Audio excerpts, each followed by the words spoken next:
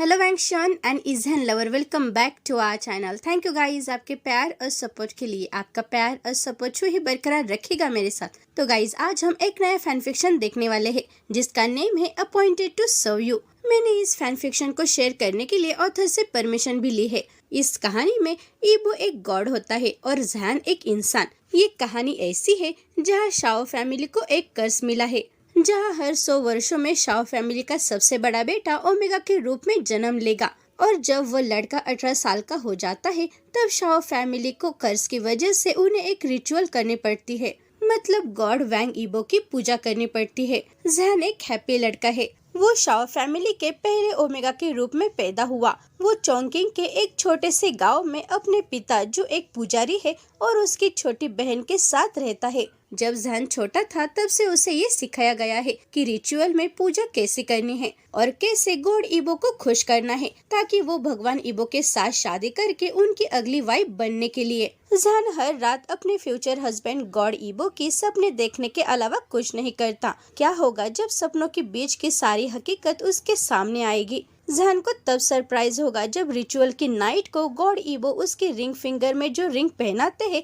उस रिंग के पीछे की सच्चाई को जानने के बाद जहन क्या करेगा। और हम इस फैन फिक्शन में यही देखने वाले हैं, एक गॉड और ह्यूमन के बीच का प्यार। तो चलो गाइज अब स्टोरी को स्टार्ट करते हैं। आई होप आप इस फैन फिक्शन को पूरा एंजॉय करेंगे। जब मैं सफेद पेवनी से भरे गार्डन में चल रहा था तब मैंने तुम्हें दूर खड़े हुए देखा। तुम हमेशा मेरे सपनों में ही क्यों दिखाई देते हो? तुम्हारी स्माइल इतनी वार्म कैसी है? मुझे पता है ये सिर्फ तुम ही हो सकते हो, मेरे गॉड जो मेरे होने वाले हस्बैंड होगे। ये जहान का सपना था। सूरज की किरण खिड़की से रूम में आ रही थी। जहान जाग गया। उसने धीरे धीरे अपनी आंखें खोली। सूरज की किरणें उसके चेहरे को रोशन कर रही थी। जहान ने फिर एक बार उस लड़के का सपना देखा जो हमेशा उसके सपनों में दिखाई देता है। वो लड़का सच में बहुत ही हैंडसम था। उसके लंबे बाल थे लेकिन उसका लुक उससे मैनली बना रहा था। मेरे गॉड तुम आज मेरे सपनों में फिर से मेरे पास आए। बस थोड़ा रुको मेरे भगवान, बस 3 दिनों की बात है फिर मैं तुम्हारी वाइफ बन जाऊंगी। ओ माय गॉड मैं पहले से ही चाहता हूँ कि वो दिन जल्दी से आए जिस दिन हमारी शादी की सेरेमनी होगी। जहान ने खुद से बात करते हुए कहा। जहान ने कॉलेज जाने के लिए मॉर्निंग रूटीन पूरी की। उसके बाद उसने अपनी छोटी बहन लुलू के लिए ब्रेकफास्ट बनाया। उसकी छोटी बहन को जन्म देते हुए उसकी माँ की डेथ हो गई। तब से जहान उसकी छोटी बहन के लिए उसकी माँ बन गई। वो अपनी छोटी बहन का अच्छे से ख्याल रखता था, यहाँ तक कि जहान उसके बाल भी बनाया करता। भाई मुझे बहुत डर लग रहा है। बस 3 दिन बचे हैं फिर भगवान वैंग ईबो आएंगे और आपको उनके साथ ले जाएंगे। तब मैं तुम्हारे बिना यहाँ क्या करूँगी भाई? लुलू ने सैड होकर कहा। चिंता मत करो लुलू, तुम्हें पता है मैंने आज उसके बारे में फिर से सपना देखा। मैं लगभग हर रात उसके बारे में सपने देखता हूँ। वो मुझे मिलने आता है। उनकी बहुत अच्छी स्माइल है और मुझे लगता है कि वो सच में बहुत ही काइंड गॉड है। अगर मैं उनसे अच्छे से प्रे करूँगा तो मुझे पता है कि वो मुझे तुमसे मिलने के लिए यहाँ आने देंगे। जहन ने कहा। भाई तुम्हें पता है कि भगवान वांग ने हमारे परिवार को कर्ज दिया है तो वे कैसे काइंड हो सकते हैं? लुलू ने मासूमियत से पूछा। ये सच है कि उन्होंने हमारे फैमिली को कर्ज दिया है और आप ठीक कह रहे हैं। मुझे बस विश्वास है कि वो एक अच्छा गॉड है और मैं सच में उन पर विश्वास करता हूँ, जहन ने कहा। उसके बाद जहन और लुलू स्कूल में चले गए। हताश होकर जहन कॉलेज पहुंच गया। उसके दोस्त जियांगचन और यूबिन कॉलेज के गेट पर उसका इंतजार कर रहे थे। क्या बात है जहन? यूबिन ने पूछा जब उसने जहन को उदास चेहरे के साथ उनकी ओर आते हुए देखा। उसे परेशान होना ही चाहिए क्योंकि 3 दिनों के बाद वो 18 साल का हो जाएगा। जियांगचन यूबिन के कान में फुसफुसाया। ऐसा नहीं है दोस्तों, जो बात है मैं आपको नहीं बता सकता, लेकिन गाइस आप एक अजनबी से शादी करने के बारे में क्या सोचते हैं? जहन ने अपने दोस्तों से पूछा। अरे क्या तुमने अजनबी कहा? ये तो एक सरासर पागलपन है और कोई भला उससे शादी क्यों करेगा जिससे वो जानता भी नहीं, और प्यार करना तो दूर ही रहा।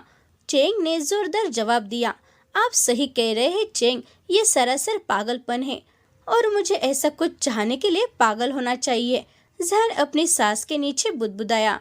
अब उनके कॉलेज की पहली क्लास खत्म हो गई। अब वे तीनों कॉलेज के कैंटीन में बैठकर दोपहर का लंच कर रहे हैं। पता है दोस्तों, मुझे लगता है कि मैं कुछ दिनों के लिए कॉलेज नहीं आ पाऊंगा। और पिताजी ने भी मेरी छुट्टियों के लिए एप्लीकेशन दी है। शायद मैं आपको कुछ दिनों या महीनों के लिए नहीं देख पाऊंगा। जहन ने सैड वॉइस में कहा। जहन, तुम इतने सैड क्यों हो रहे हो? तुम इस तरह से बोल रहे हो कि मानो तुम अब से कॉलेज कभी नहीं आओगे, यूबिन ने बेपरवाही से कहा। बेशक तुम सही हो, शायद मैं वापस ना आ पाऊँ, जहन ने घबरा कर हंसते हुए जवाब दिया।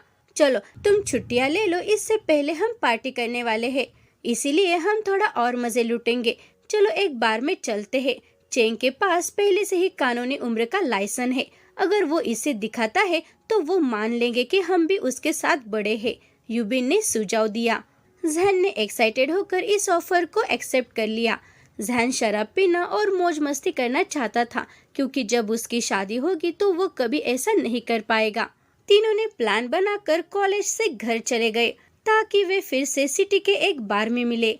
जब जहन घर आया तो जहन, उसके पापा और लुलू ने मिलकर खाना खाया। उसके बाद जहन और उसके पापा मंदिर में चले गए।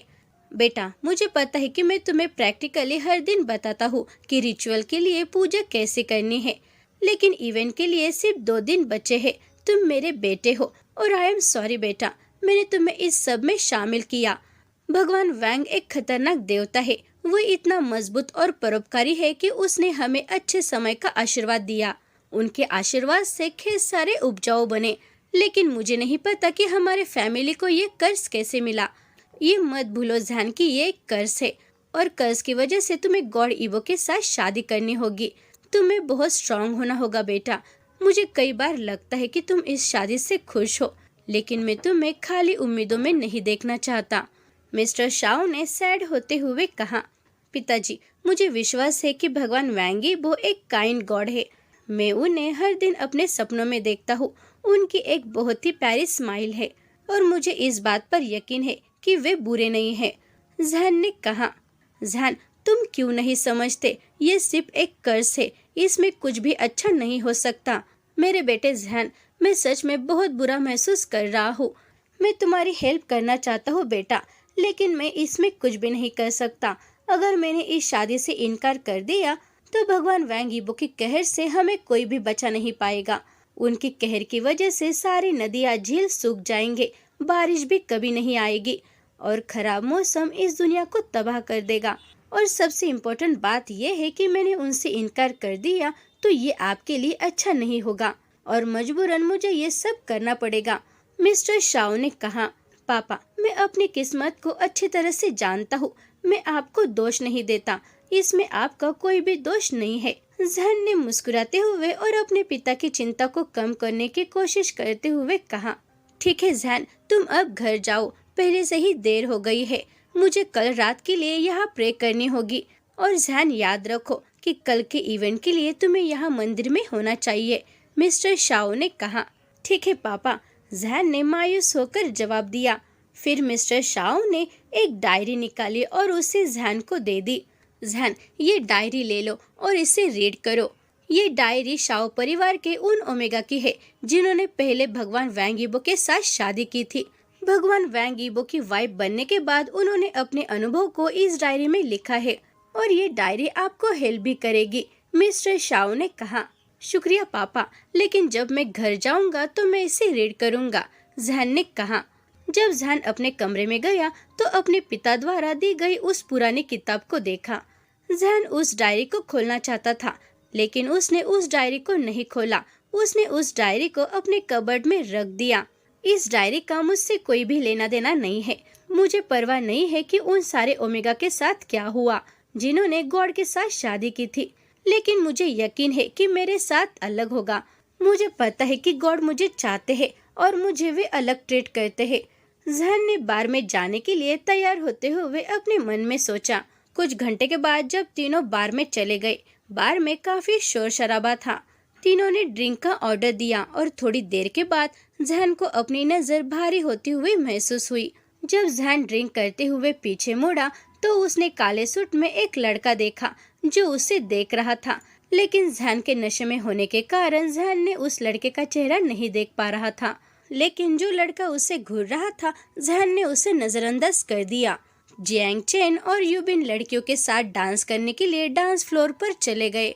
जैन थोड़ा घबरा गया। उसे उस जगह पर अकेला रहना पसंद नहीं था। उसके ओमेगा होने के कारण सारे अल्फा उसे परेशान करते थे। उसने अल्फाज के साथ बहुत बुरा अनुभव किया था, लेकिन यूबिन और चेंग के बदौलत वो सेफ महसूस करता था। ईमानदारी से कहे तो सारे अल्फाज ने जैन को डरा दिया था। हेलो ब्यूटीफुल, मैं अयांगा हूँ। आपसे मिलकर अच्छा लगा।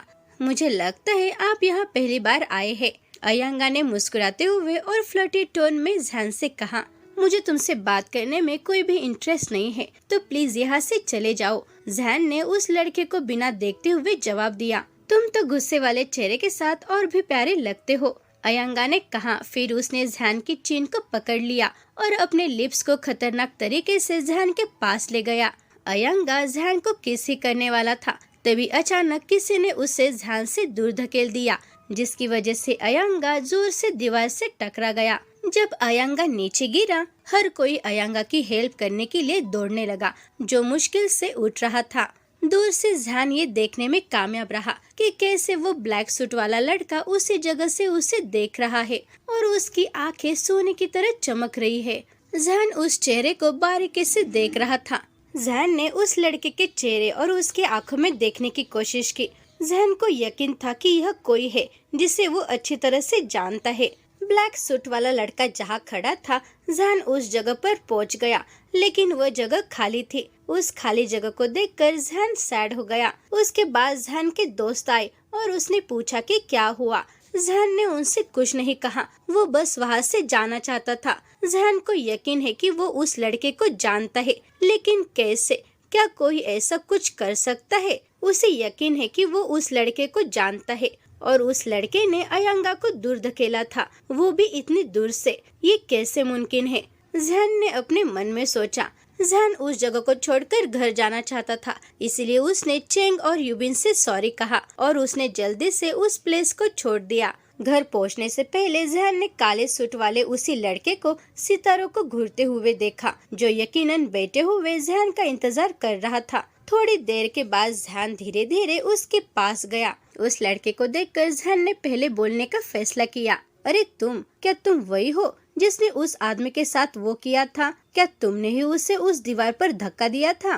जैन ने डरते हुए पूछा। हाँ, मैं वही हूँ जिसने उस आदमी को दीवार पर धकेल दिया था। जैन को देखे बिना उस लड़के ने जवाब दिया। लेकिन क्यों? तुमने ऐसा क्यों किया? जैन ने घबराते हुए पूछा। क्या तुम मुझसे पूछ रहे हो कि मैंने उसे दीवार पर क्यों धकेला था? उसने जो मेरा था उसे छूने की हिम्मत की, इसीलिए मैंने उसके साथ वो किया। उस लड़के ने रूखे से जवाब दिया। उस लड़के का जवाब सुनकर जैन शॉक हो गया। क्या? तुमने क्या कहा? जैन ने पूछा। तुम सिर्फ मेरे हो, मेरी वाइफ, और मेरे अलावा तुम्हें कोई भी नहीं छू सकता, उस लड़के ने जवाब दिया। उस लड़के की बात सुनकर जैन की आंखें चौड़ी हो गई। जैन के सपनों वाला लड़का और ये मिस्टीरियस लड़का दोनों एक ही जैसे दिखते हैं, जैन ने सोचा। कुछ देर के बाद जैन को लगा कि उसकी बॉडी वीक हो रही है। जल्द ही जैन ने अपने पूरे होश खो दिए, लेकिन जमीन पर गिरने से पहले ही जैन को ईबो ने अपनी बाहों में पकड़ लिया और ईबो अब प्यार की नजर से जैन के चेहरे को देख रहा है। मैं सही था, वो हमेशा तुम ही थे जो मेरे सपनों में आते हो, और मुझे पूरा यकीन था कि तुम ही मेरे होने वाले पति हो। गॉड वैंग ईबो, जैन अपनी नींद में बड़बड़ाया। ईबो ने जैन की बड़बड़ाहट को सुना। जैन की नींद की बड़बड़ सुनकर ईबो के चेहरे पर एक स्माइल आ गई। तो गाइज, आपको आज का पार्ट कैसा लगा? Thank you very much guys video देखने के लिए। अगर आप चैनल पर नए हैं और आपने सब्सक्राइब नहीं किया तो प्लीज सब्सक्राइब कर देना। वीडियो को लाइक करो और शेयर करो, और मुझे कमेंट में ये जरूर बताना कि आपको ये फैन फिक्शन कैसा लग रहा है। Thank you guys.